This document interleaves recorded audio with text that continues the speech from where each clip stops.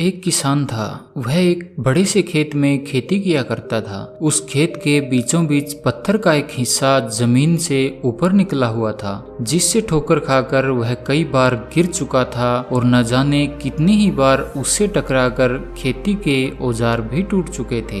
रोजाना की तरह आज भी वह सुबह सुबह खेती करने पहुंचा, पर जो सालों से होता आ रहा था वही हुआ। एक बार फिर किसान का हल पत्थर से टकराकर टूट गया।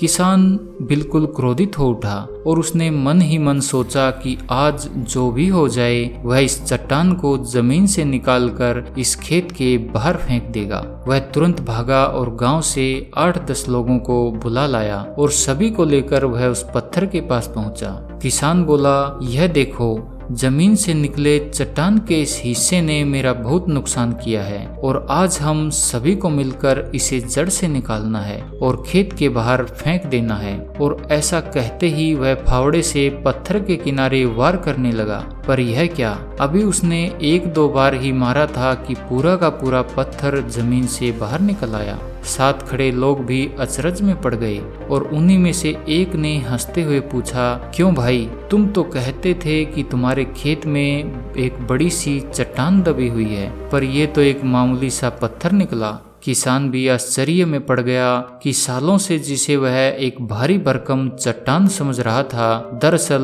वह बस एक छोटा सा पत्थर था। उसे पछतावा हुआ कि काश उसने पहले ही इसे निकालने का प्रयास किया होता, तो ना उसे इतना नुकसान उठाना पड़ता और ना ही दोस्तों के सामने उसका मजाक बनता।